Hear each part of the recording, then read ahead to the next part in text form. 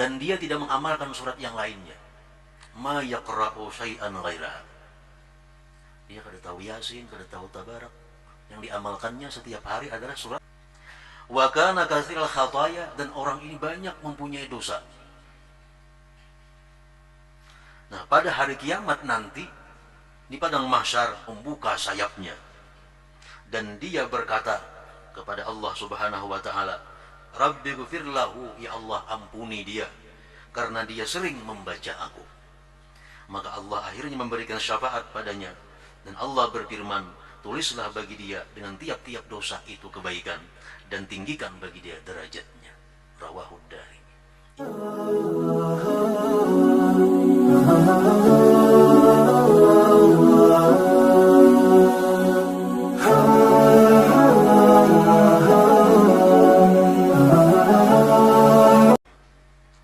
Surat yang sangat banyak manfaatnya, surat yang sangat banyak faedahnya apabila kita mampu mengamalkannya. Rasulullah sallallahu alaihi wasallam bersabda, Alif Lam Mim Tanzil taji'u laha janahani yaumal qiyamah tuzillu sahibaha wa taqulu la sabila alaihi la sabila alaihi.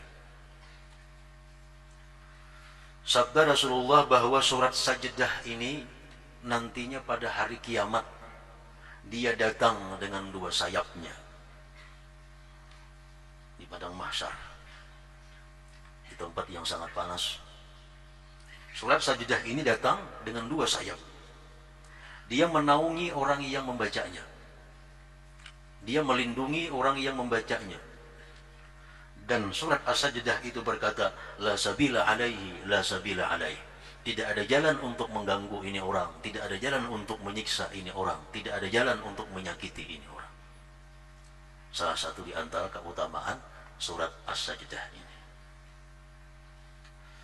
Dan lagi disebutkan dari Khalid bin Ma'dan, beliau berkata, Iqra'ul munjiyah wa hiya alif lam mim tanzil fa innahu balagani anna rajulan kana yaqra'uha ma yaqra'u syai'an ghairaha wa kana katsiral khataya fanasharat janahaha alayhi wa qalat rabbi ighfir lahu fa innahu kana yukthiru min qira'ati fashaffa'aha ar-rabbu bihi wa qala uktubu lahu bi kulli khati'atin hasanah warfa'u lahu darajah. Akhrajahu Darimi.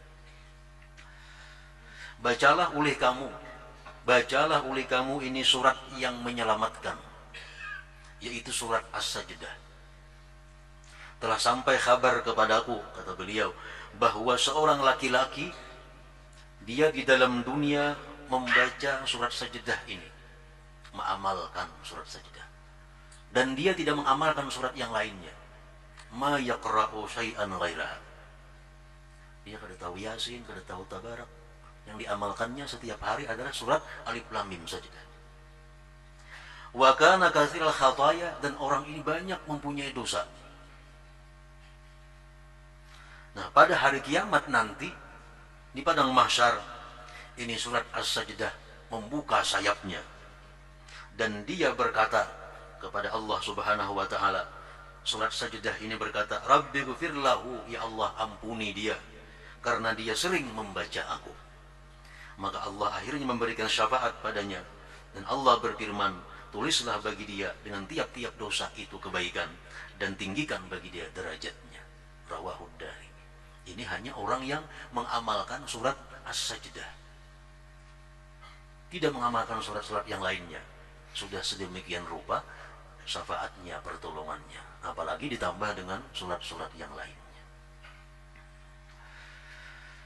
Dan lagi sabda Rasulullah sallallahu alaihi wasallam, man qara'a tabarakalladzi biyadihil mulku wa alif lam mim tanzil as-sajdah ba'da al-maghrib wal isya'il akhirah faka'annama qama lailatul qadar.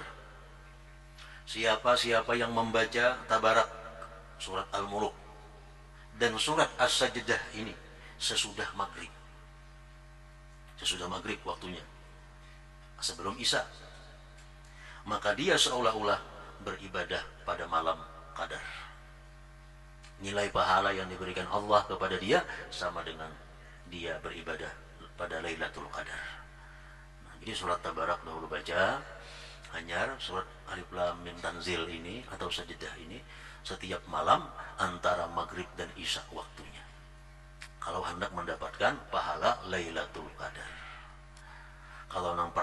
tadi, tasarah aja membaca malam ke siang ke asal tiap harinya membaca, itu sudah dapat syafaatnya di hari kiamat. Tapi kalau untuk mendapatkan Lailatul Qadar, mesti membacanya dengan tabarak beganding dan sesudah maghrib sebelum isya.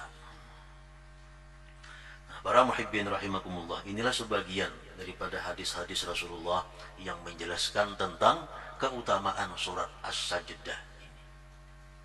Sehingga dengan hadis-hadis ini tidak ada jalan kecuali untuk mengamalkannya setiap malam. Dan ini merupakan sesuatu dianggap amalan wajib bagi seseorang yang menjalani jalan akhirat. Karena surat ini surat yang menyelamatkan dia di akhirat nanti. Para muhibbin rahimakumullah, surat As-Sajdah sebagaimana surat-surat yang lainnya banyak mengisahkan keadaan-keadaan akhirat, banyak memberikan petunjuk hidayah kepada umat. Antara lain kita ambil satu ayat dari surat Sajdah yang berbunyi, Qul yatawaffakum malakul mautil ladzi wukkila bikum thumma ila rabbikum turja'un. Firman Allah, katakan wahai Rasul, selagi akan mewafatkan akan kamu oleh malaikat maut. Selagi akan mewafatkan akan kalian oleh malaikat maut yang diwakilkan dia dengan kamu, kemudian kepada Tuhanmu kamu dikembalikan. Satu ayat ini memberikan beberapa isyarat petunjuk kepada kita. Pertama, kita disuruh untuk mengenali malaikat maut yang pasti akan kita jumpai, supaya jangan takajub karena disuruh oleh Tuhan kita mengenali malaikat maut. Yang kedua, ayat ini menunjukkan bahwa kita semua akan dikembalikan kepada Allah Subhanahu wa taala. Tsumma ila rabbikum turja'un. Malakul maut ismuhu ngaran sidin Israil. Israil maknahu artinya Abdullah. Abdullah bahasa Arabnya.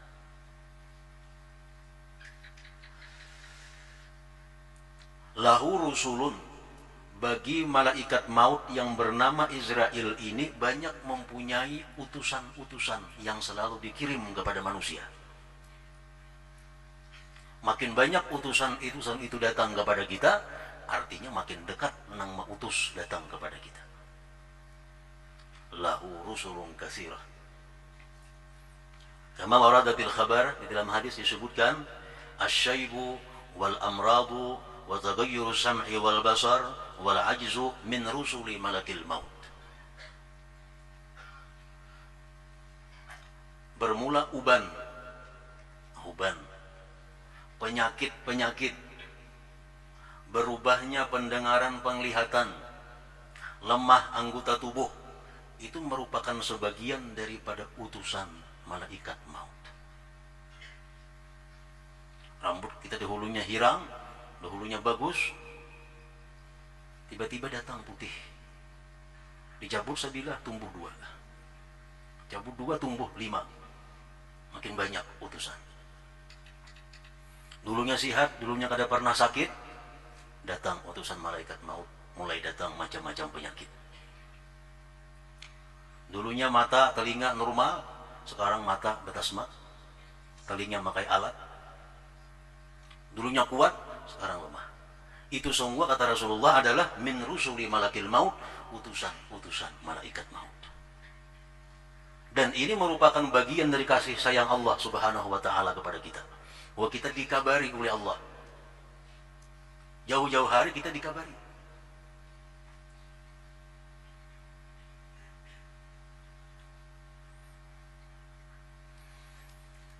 Disebutkan ada salah seorang nabi di antara anbiya Allah Ta'ala, didatangi oleh malaikat maut. Nabi ini berbicara dengan malaikat maut bahwa kalau engkau datang kepadaku, tolong beri aku kabar sebelumnya, supaya aku bersiap-siap, kata itu nabi tadi. Kata malaikat maut, baik. Bulik malaikat maut. Beberapa puluh tahun berikutnya datang malaikat maut kepada nabi tadi. Apa kabar itu nabi? Dia malaikat maut, aku hendak mencabut roh engkau. Maka ikam janji mengabari aku. Kenapa kejutan datang? Dia malaikat maut tuh kabarnya di kepala ikam. Dulunya hirang aku datang ke sini, sekarang lah bisa paruh orang putihnya. Itu kabarku, itu utusanku. Makanya dilarang kita mencabut uban itu. Dilarang mencabut uban. Dilarang mewarnai uban dengan hitam. Kenapa? Semacam kada sudi dengan utusan malaikat maut itu. Menyebabkan kita lupa dengan keadaan kita yang sebenarnya. Para muhibbin rahimakumullah. Namun kadang-kadang ada orang yang tidak ada utusan malaikat maut langsung mati. Orangnya kada behuban, orangnya masih sigar, orangnya masih bugar, mata masih hawas, talingnya masih baik, mati mendadak. Itu ada juga sebagian manusia. Rasulullah SAW bersabda, mautul faj'ah rahatul mu'min wa asapun 'alal fajir. Rawahu Ahmad. Mati yang mendadak seperti itu sesuatu rahmat, sesuatu kelapangan kalau dia orang yang beriman. Kalau orang beriman, setiap saat pun dia mati, baik. Kenapa? Karena setiap saat dia siap untuk menghadap Allah Subhanahu wa ta'ala. Tapi kalau orang yang fajir, orang yang fasik, orang yang banyak maksiat kepada Allah, mati bakajut, celaka atasnya. Rasa hidup lagi, rasa sigar, rasa apa? Rasa panjang umur. Karena kada ada penyakit, kada ada uban, gigi masih baik, semua mati. Asafun, ini merupakan penyesalan, kerugian, kesedihan kalau orang itu fajir. Para muhibbin rahimakumullah. Disebutkan dalam hadis yang berbunyi, ma min yaumin tatlu'u samsuhu illa wa malakul mauti yunadi ya abna al-arba'in hada waqtu akhdhiz zat adhanukum hadirah wa a'dha'ukum qawiyah wa ya abna al-khamsin qad dana waqtu akhdhi wal hasad wa ya abna as-sittin nasitumul iqab wa ghafalatum an raddil jawab. Kata Rasulullah sallallahu alaihi wasallam yang artinya bahwa setiap hari terbit matahari, malaikat maut ini selalu mengumumkan, selalu mengingatkan. Menjadi malaikat maut, ya abna al-arba'in, wahai orang-orang yang berumur 40. Hai manusia yang umurnya kepala 4. Hadza waktu akhdhiz zat, ini waktunya kalian mengambil bekal. Azhanukum hadirah, hati kamu masih hadir, ingatan kamu masih kuat. Wa a'dha'ukum qawiyah, anggota kamu masih kuat. Umur 40 itu umur di mana kita disuruh untuk mempersiapkan segala-galanya untuk menghadapi akhirat. Ujar malaikat maut mengingati kepada manusia. Waktu umur 40 kita bisa guring 2 jam sehari. Waktu umur 40 kita masih bisa kadang-kadang kada guring 24 jam. Bekerja, beribadah, beramal kepada Allah Subhanahu wa ta'ala. Ini waktunya kita untuk bersungguh-sungguh. Kalau sudah umur 60 tahun, 50, sedikit saja kurang guring, garing. Guring tak ubah waktunya, garing. Jadi umur 41, 42 sampai 49 itu waktu di mana kuatnya seseorang untuk beribadah kepada Allah Subhanahu wa ta'ala. Keuntungannya kalau kita waktu muda beribadah kepada Allah, andai kata kita tua, kita uyuh, kita sakit, tetap dicatat oleh Allah Subhanahu wa ta'ala. Ini untungnya. Waktu kita umur 40, kita tiap malam tahajud. Jam 1 sampai subuh. Tiap malam. Lagi umur 40. Sudah umur 60, kada kawal lagi. Jam 4 din lapah bangun. Jam 4 hanya bangun. Umur sudah 60. Tetap dicatat oleh Allah mulai pukul 1 sampai subuh. Kenapa? Karena hanya lemahnya dia yang menghalang daripada ibadah. Dan sudah dia buktikan waktu dia kuat, dia sungguh rajin beribadah. Nah ini Allah Maha kasih sayang kepada kita. Kalau sudah umur 60 tahun menyesal, tidak ada artinya. Aku hendak beribadah tapi kada kawal lagi, kada angin garing. Kamu sudah 60 tahun kada kawal lagi beribadah.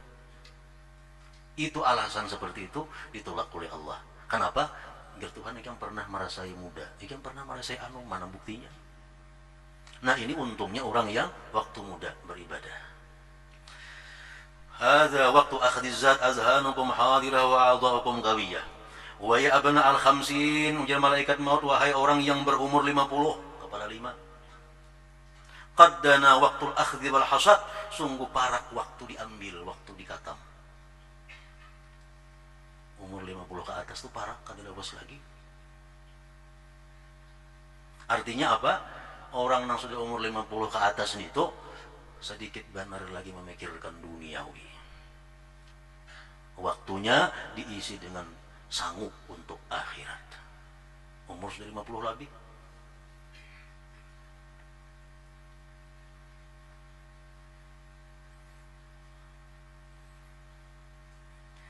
Hada waktu akhdhiz zat.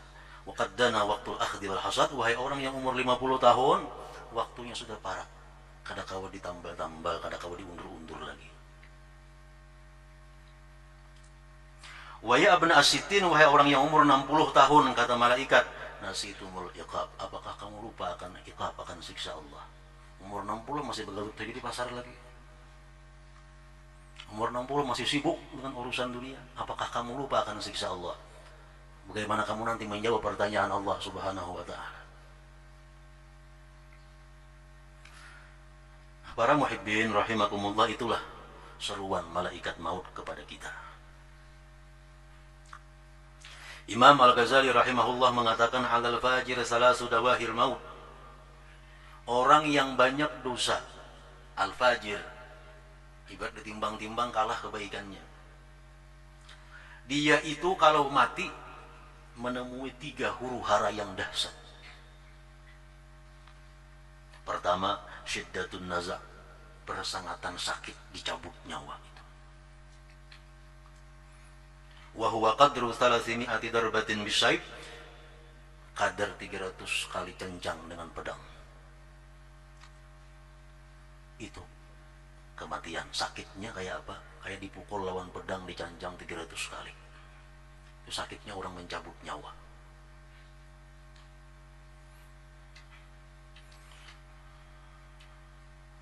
Kalau dia orang yang tidak beriman kepada Allah, orang yang durjana, orang yang banyak dosa, hendak mati itu awaknya sakit, hatinya sakit.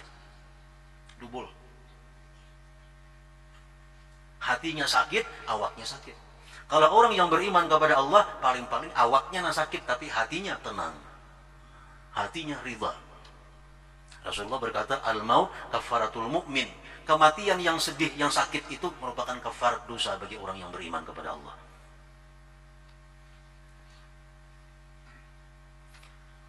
Imam Ghazali membandingkan kayak apa sakitnya itu mati bagi orang-orang yang jahat. Contoh, andai kata kita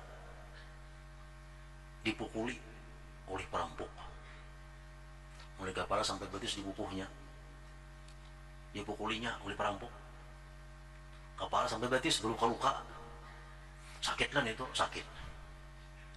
Ditambah lagi pulang seluruh harta kita, anak kita, bini kita, jabatan kita, kekasih kita diambil oleh perampok semua. Bayangkan kayak apa sakitnya hati kita.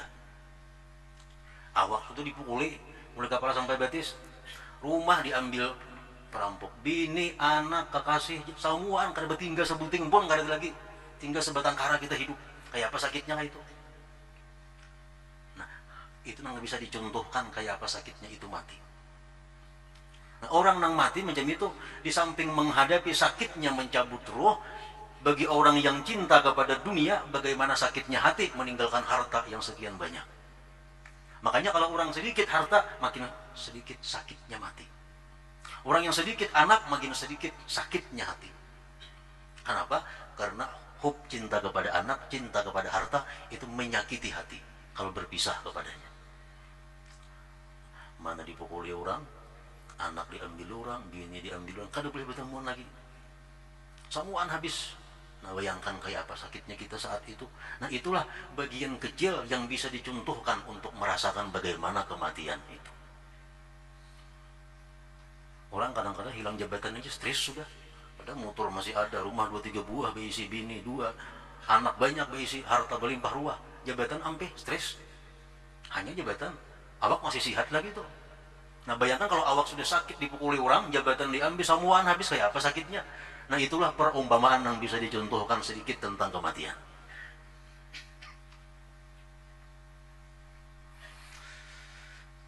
Lain hal orang beriman. Nah orang beriman, orang yang takwa kepada Allah, orang yang tawakal kepada Allah, ada akan menemui sepedih itu. Sakit-sakit jo mati itu, cuma kada sesakit itu. Kenapa? Karena hatinya kada tergantung kepada yang dicintainya tadi. Pertama, sakitnya mati. Yang kedua, bagi orang yang banyak dosa itu adalah musyahadatu surati malakil maut. Dia melihat bagaimana bentuk rupa malaikat maut yang akan mencabut nyawanya. Rajulun aswad, laki-laki yang hitam, qaimus sya'ar, rambutnya cagar, muntinur rih, bau busuk, aswadu thiyab, pakaiannya hitam, yakhruju min fihi wa manakhirihi lahibun nar wa dukhan, keluar di mulut dan di hidungnya kukus dan api. Ini tunang datang sampai yang mencabut nyawa ini. Itu kalau kita banyak dosa, banyak maksiat, malaikat mautnya macam itu nang datang. Yang ketiga, musyahadatuhum mawadi'ahum minan nar. Sebelum dia mati, diperlihatkan tempatnya di dalam neraka. Ini orang yang fajir durjana. Nah, tiga itulah kesusahan-kesusahan yang dihadapi bagi orang yang mati banyak membawa dosa maksiat kepada Allah Subhanahu wa taala. Rasulullah bersabda, la yakhruja ahadukum minad dunya hatta ya'lama aina masiruhu wa hatta yara maq'adahu minal jannah awin nar. Tidak keluar salah seorang kamu daripada dunia sehingga dia tahu tempatnya kemana dia kembali. Dia sudah melihat ke neraka atau ke surga. Makanya kalau kita perhatikan orang-orang yang mati itu atau hendak mati itu rata-rata menangis. Ada tangis gembira, ada tangis duka cita. Kenapa? Saat itu dia dilihatkan Allah tempat yang bakal disinggahinya, tempat yang bakal ditempatinya. Yang melihat surga, tangisnya tangis gembira, air matanya jernih. Yang melihat neraka, tangis juga, tangisnya sedih, air matanya keruh. Demikian penjelasan dari beberapa hadis Rasulullah SAW. Para muhibbin rahimakumullah. Mengingat malaikat maut, mengenal malaikat maut, mengingat kematian merupakan sesuatu yang disuruh oleh agama. Rasulullah bersabda, "Aktsiru min dzikril maut fa innahu yumahhisu dzunub wa yuzahidu fid dunya." Banyak-banyaklah kamu mengingat kematian karena itu menghapuskan dosa dan membuat kamu renggang dengan dunia. Isuk mati, siapa namanya ke pasar hari ini nah? Siapa namanya bulah baju hari ini kalau isuk tahu bakal mati? Orang yang mengingat kematian, orang yang terhapus dosanya dan dia akan renggang dengan dunia.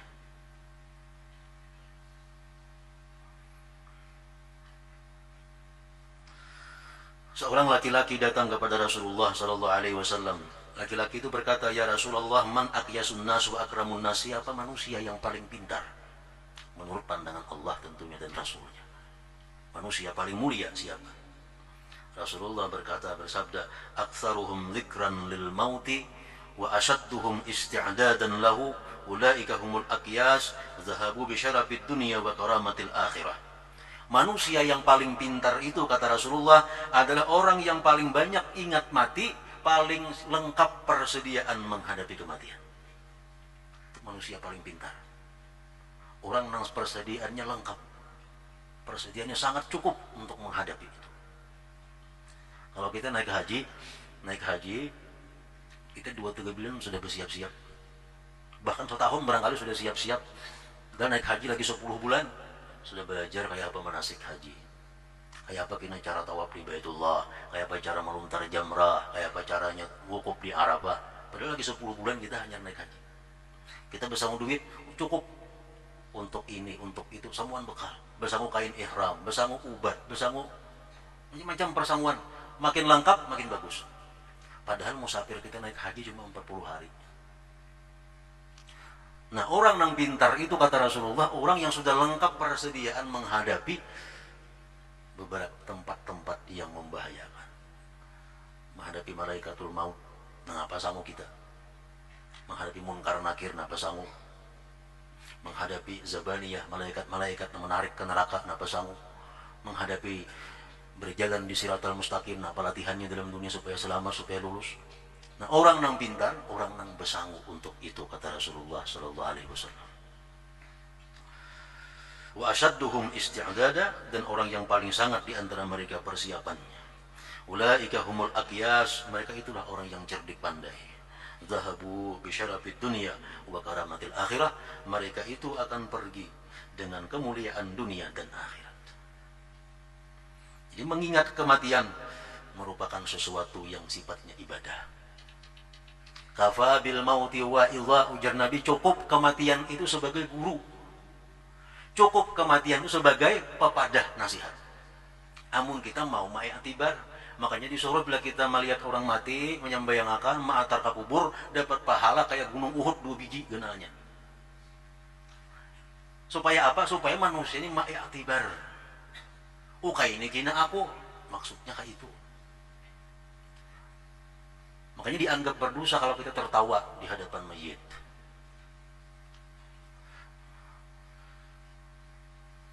Bini-bini mati, bini-bini cuma ambil i'tibar.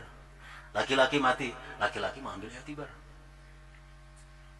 Sini mencari dahulu siang malam, halal haram.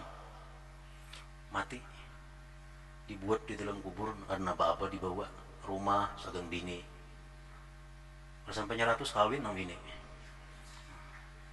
Itu i'tibar bagi kita. Itu kena aku berhimat mencari akan bini anak. Aku mati mana ingat lagi lawan akunya, beremian, berminuman, bermainan.